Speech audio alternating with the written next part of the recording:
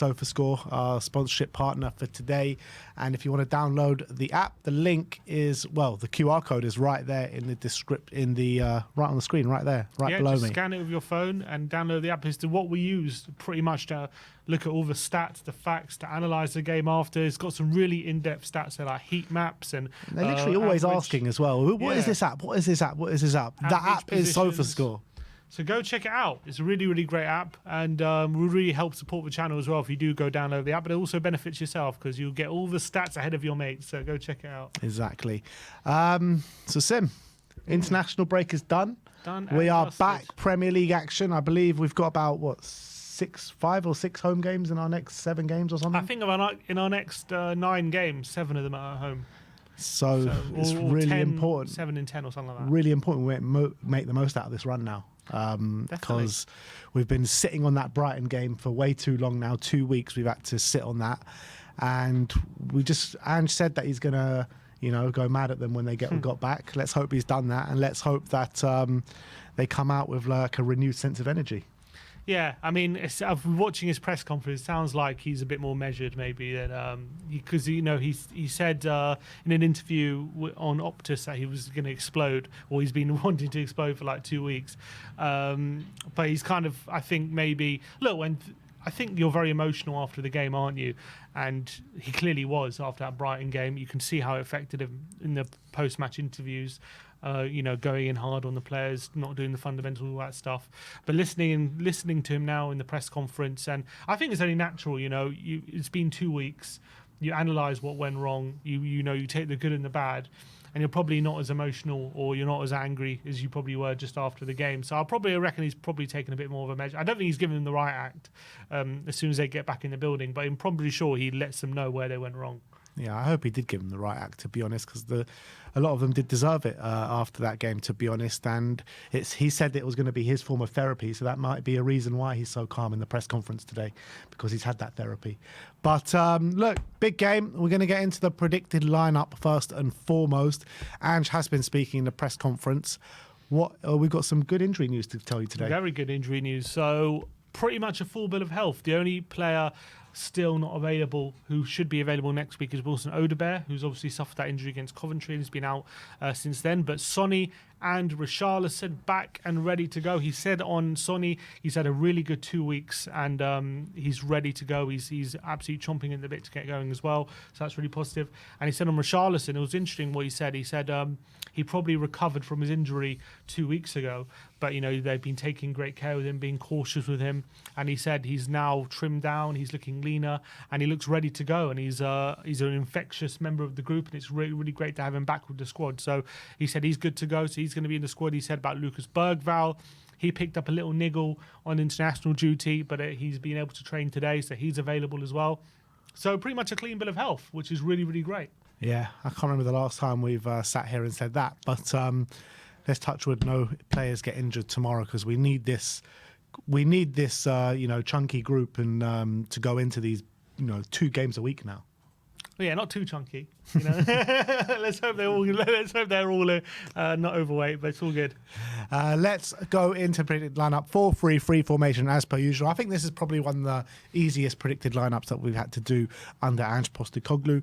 And in goal will be Vicario. Let's hope he's taking some pointers from those corners, because he's letting another one on the international break. Yeah, I don't know who West Ham's corner taker is now without Ward-Prowse, but just make sure that he's not conceding goals straight from corners. Look, we know West Ham, especially under Moyes and historically, have always been a team that have been very threatening from set pieces. They used to have the likes of Zuma and big threats. I think they scored from a set piece in their last game we played against them, if I remember rightly, at the London Stadium. I think Zuma scored from a corner in the 1-1 draw. So Vicario, over the international break, if you haven't seen it, didn't cover himself in much glory conceding straight from a corner. And we know this season, or just in general over the last few months, he hasn't had some great moments from corners. So I do think this is definitely one thing he needs to worry about. I guess we say it every game. But we also know what a great shot stopper he is. We know what an important member of the team he is. So, look, you've got to back him to play well, but just got to make sure that on set pieces he's on top of things. Yeah, right back will obviously be Pedro Porro, who's going from strength to strength this season off the back of a really impressive international break. Yeah, and brilliant last display against Serbia. I think he got man of the match in a game where Spain won 3-0, so really impressive from him. Again, such an important player for us in how we build up and his ability in the final third. One of the best fullbacks in the league in those things, so really excited to see him back on the pitch. But I don't know who they're going to play on the left, but so far this season they have been playing Mohamed Kudus, and we know what a big threat he is, and we know how much trouble Mitoma gave Porro last game. So it's going to be very, very difficult for him to make sure that Kudus isn't getting too much joy on that side. Yeah, absolutely. Moving into the right centre-back is Cuti Romero. Ange did say at his press conference, and no surprises there, that he was the last to arrive back from international break, which always going to be the case with him coming from South America. His game was at 1 a.m, Wednesday morning English time. So I have no doubt that he'll be fit and ready for the game, though. Yeah, he trained today. He was saw the video of him training. Trained yesterday as well. Sorry, yesterday. So he should be all right for this game, albeit, as you say, it's a quick turnaround. We got the early kickoff on Saturday, so obviously Andrew will have to make a decision on that. But he obviously spoke about Cuti in his press conference, saying, his season's kind of gone how Tottenham season's gone in a way. He's played well for the most part, but there's moments where he hasn't been happy with it. He's been frustrated with himself with some of the moments this season where he's given away goals or lapses in concentration, and he knows he wants to do better. But he says what an important player he is for us, an important member of the group. He's had some big tussles in the past with Antonio, hasn't he? Some he's done well at, some he hasn't done well at. So Antonio, obviously going to be playing up front for West Ham this game. Such a physical presence, and I think it's going to be a big factor on Romero to make sure he's just cutting that supply, getting ahead of Antonio, not allowing him to hold up the ball. And if he can do that, that cuts out a lot of West Ham's ability to get out of the pitch. So it's a very important role he's got. Yeah, absolutely. It's going to be a really big physical battle up this weekend. Romero and Antonio, as it always is, and we all know that Antonio loves a goal against Tottenham as well. Left centre-back, the ever-reliable Mickey van der Ven. A few mixed reviews, actually, coming from his international break out in with the Netherlands. He played the first game left-back, the second game centre-back in the absence of suspended Virgil van Dijk. But I have no doubt that he'll be back at it once again for Tottenham this weekend. Yeah, and I don't know if he plays a different role for Netherlands as it does for Spurs, because obviously we play such a specific kind of system. We rely on him to just basically sweep up around the back.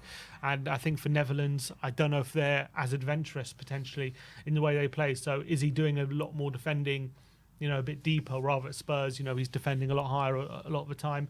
I think he's going to have a big job because one of their biggest transitional threats is Jared Bowen down that left-hand side.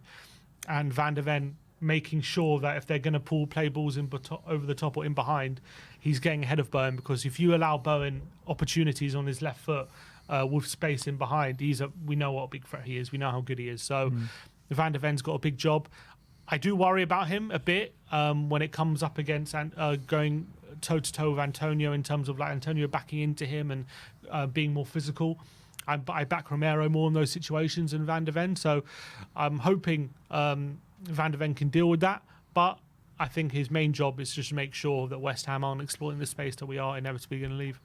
And then to make up that back four at left back, there are actually a lot of people calling for Jed Spence to start left back this game, but I do think he's going to persist with Destiny Udogie. He came on both games for Italy, grabbing an assist as well. So quite a successful international break for him. Very hard for him to displace someone like DiMarco in that Italian side. But does it worry you at all that every single man in that back line played kind of significant minutes out in their international break? Doesn't worry me, because when you have good players, that's what's going to happen. You have to get used to that. And you look at the top players, top players are playing for the top teams. They're going to play significant minutes. And if you can't handle that, then that's what you should be worried about. And I think they should be used to it by now, or they should be getting used to it. I know they're young players, a lot of them, and players like Porro, Van der Ven, even Udogie, you can probably say they're probably getting used to playing regularly for their national team now, when maybe they haven't before. But I don't think that worries me. I think that's just a consequence of having good players. But Udogie did have a good international break. I think we're doing well, because obviously was coming back from injury for that Brighton game. We saw how he suffered in that second half. But I think the minutes he got for Italy would have helped him get back to full match fitness, because I really felt before the Brighton game he was getting back to his best, and I was really encouraged by what I was seeing. Unfortunately, the Brighton game didn't go his way, but hopefully those minutes for Italy will help him get back up to speed. Yeah. Moving on to the midfield, in the number 6 position, we are going to side with Rodrigo Bentancur, who is on fairly good form. Not the greatest showing, or not a good showing at all, to be honest, out of the Amex a couple of weeks ago at Brighton, but you could probably say 11 players on that pitch in the same category. So I think right now Bentancur is the one with the shirt. Bissouma's the one that's got to earn it off him, and I think right now Bissouma is probably going to be more favoured for the European competition. So I think Bentancur starts. I think so as well, and he is a player who's had a 2-week break because he's suspended for Uruguay at the moment, so he should be well rested. He should be absolutely fresh going into this game. And yes, West Ham have a very combative midfield three with Paquetá and Alvarez and Rodriguez, so Bentancur does have to be very disciplined, but if he can just make sure he gets back to the form he was showing at United and Brentford, hopefully he can dominate in that central area. Moving into the attacking players in the midfield, we're going to go for Dejan Kulusevski, who's obviously our best player of the season so far. He's been absolutely brilliant. Another really successful international break for him, where he was star of the show for pretty much both games for Sweden with the captain's armband on. And I think for his country, he really is showing that leadership ability. And he's the star performer in that team at the moment.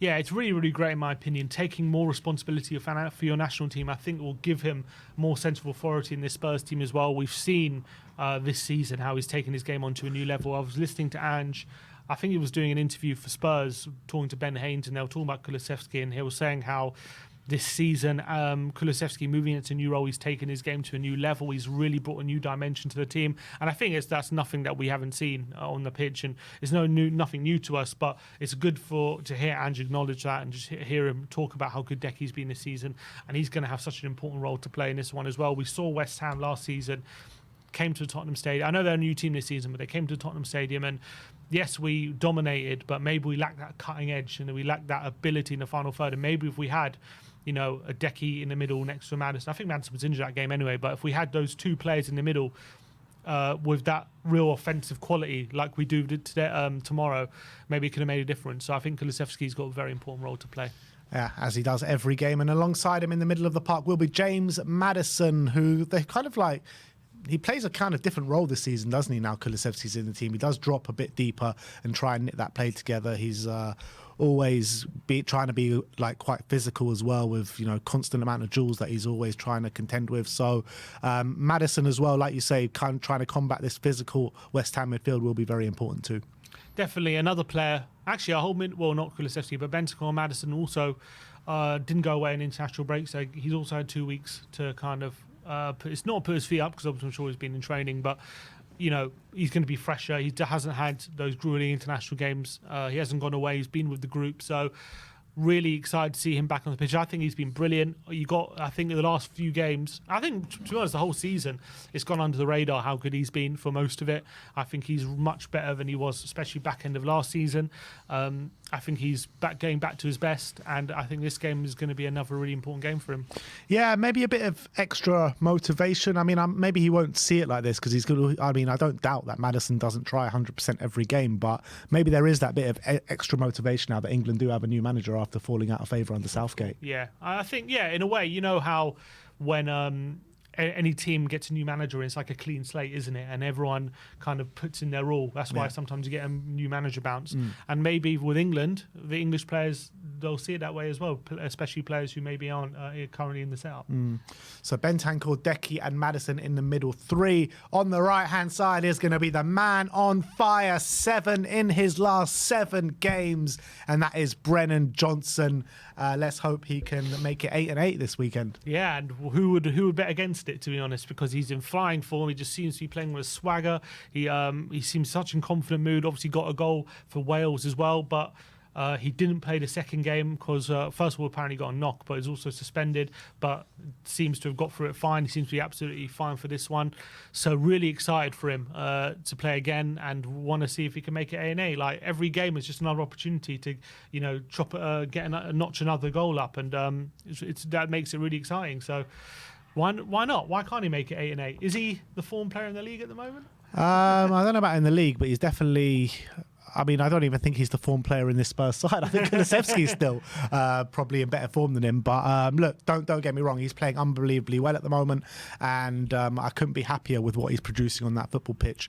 But it's mad to think about, isn't it, when he scored 6 in his last 6 Spurs games.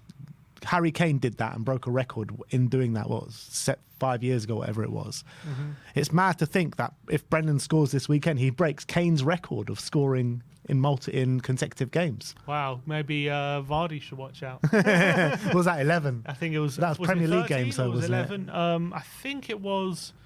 Yeah, I think it was 11, wasn't it?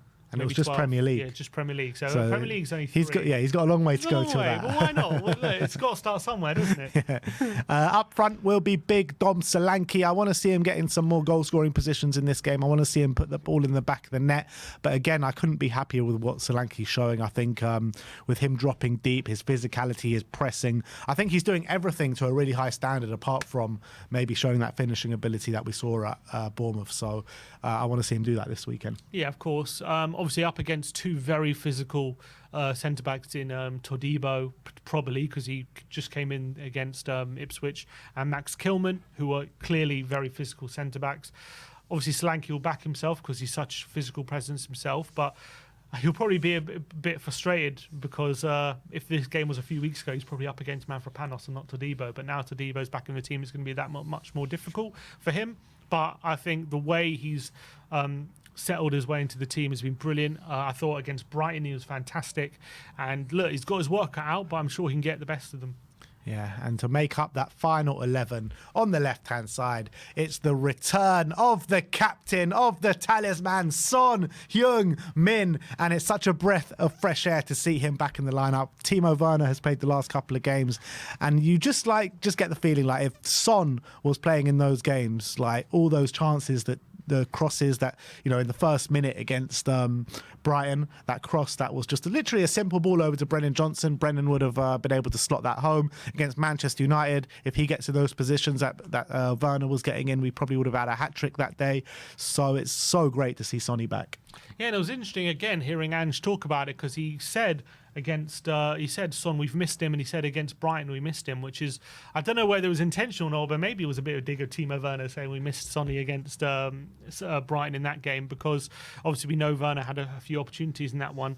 But yeah, so great to have him back. Probably going to be up against Wan-Bissaka, who, on his day can be a very good one-on-one defender. So he's going to have his work out. It's not going to be an easy game for him, but I remember saying the same thing last year when we played Man United at home and Wan-Bissaka was playing, and I thought Sonny would struggle, and actually he gave him a real tough time and actually got the better of Wan-Bissaka that game. So hopefully he can be in that kind of form. But yeah, it's just so great to have him back, and hopefully it can up the quality in that final third. Yeah, and 2-3 weeks rest behind him, because we were led to believe that he was touch and go for that Brighton game, didn't get called up for Korea, so hopefully it would have been a really good 2-3 weeks worth of rest for Sonny, and he'll be back fit and firing. And said it was a really good 2 weeks for him, so let's hope that's really done him the world of good. And it's really great that Korea, even though he might have been fit for some games or decided not to play him and protect him, because hopefully that means we've got a fresher Sonny going into the next set of games. And even better, Korea got the results as well, so that means that they might follow suit in future international breaks. So let's run through that predicted lineup with you guys one more time. It's Vicario in goal, Pedro Porro right back, Destiny Udogi left back, Kuti Romero and Mickey van der Ven in the back two, Bentancur, Kulusevski and Maddison that make up the midfield three. Brennan Johnson, Son Heung-min and big Dom Solanke in the front three. And you got to say, with Spurs not taking their chances, I know Sonny and Johnson and Solanke were part of that front three for the most part. But with a fresh Sonny, with a Solanke who's got a few goals behind him now, and 4 of that Brennan Johnson's in, it's a bit of a mouth-watering front three. Definitely, and I'm excited about the prospect. I'm excited to see how they combine against West Ham. And look, I'm just chomping at a bit to get Spurs back. I know we've been sitting on that Brighton result, but I think we're going to see reaction tomorrow. I love it, because it's like the same thing every time Spurs play. Like, we're just so gassed every time Spurs come around, and then it comes half an hour in the game, or like comes to the second half, we're like, oh God. No, but we're winning today. We're winning this weekend, 100%. What is your score prediction? I've gone 4-1. Come on! Come on, big win. This is just based off how I've seen West Ham play against the bigger teams. I know they usually up their game against Spurs, but if they do play like they have been playing against the bigger sides, giving them too much control of the game, giving them a bit of impetus, I can just see us overwhelming them a bit. So obviously I do see them getting goal. I don't think get a clean sheet, but I think if we can press like we have been, create the chances that we have been, and going for a big win at home. 4-1. It's time to hammer those hammers, isn't it, this Burst weekend? those bubbles. Ange hasn't won a London derby yet against, well, he's beaten Palace, but he hasn't beaten West Ham, Chelsea or Arsenal. And it's time to put that record to bed this weekend and finally get over the line and win these games. We definitely should have got points out of, more points out of West Ham than we did last season.